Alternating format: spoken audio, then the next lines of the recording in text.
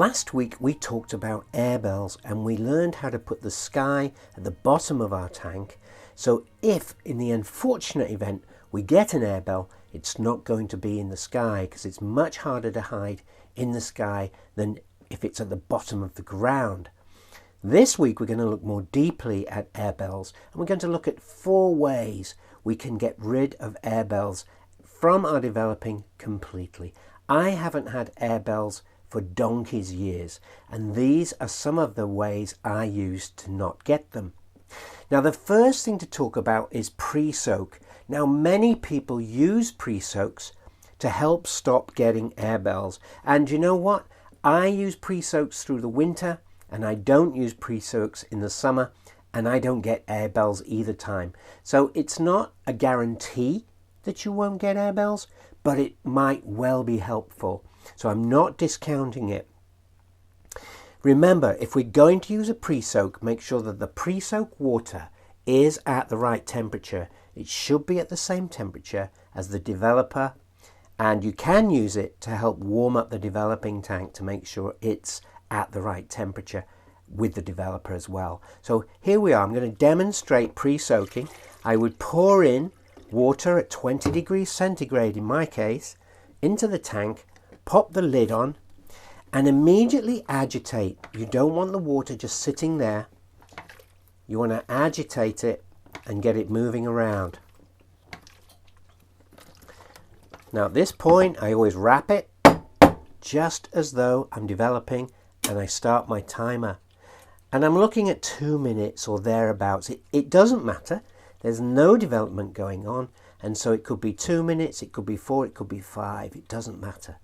As long as you remember to occasionally just give it a little bit of agitation, just to make sure that that water is moving around and there's no air trapped around on the film.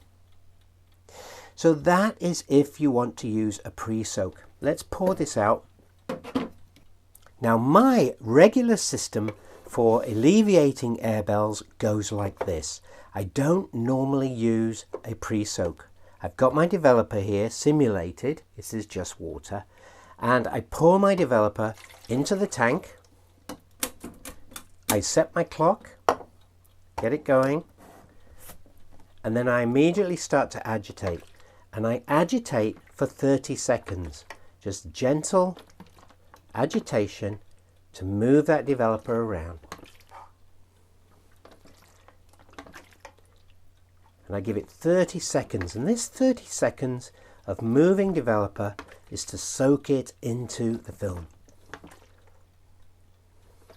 Now here we are at the 30-second mark, and I wrap the tank. 2 good hard bangs on the tabletop here. Now, what I believe is that airbells form at the beginning of development, and that's when they have the most effect on the film, stopping the developer soaking into the emulsion evenly. So what I do is, after that initial 30 seconds, I then agitate again on the minute. So here it is coming up to the minute, and I give it another couple of agitations. And I find that that alleviates airbells completely.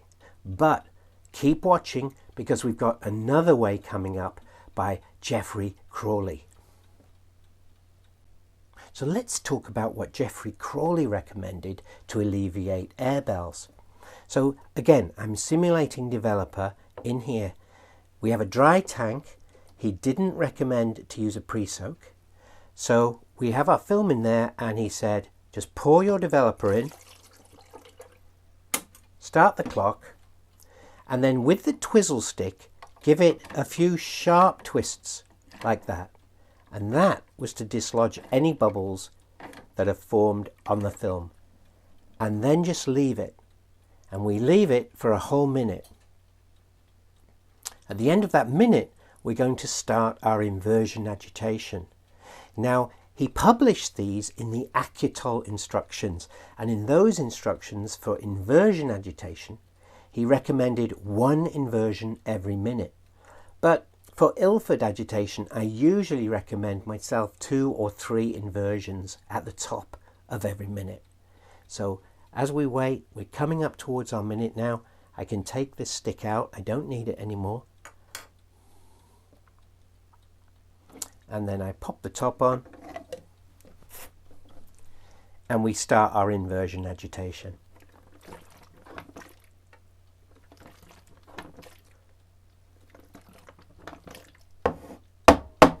And I would always wrap the tank like that just to dislodge any air that I've introduced into the reel.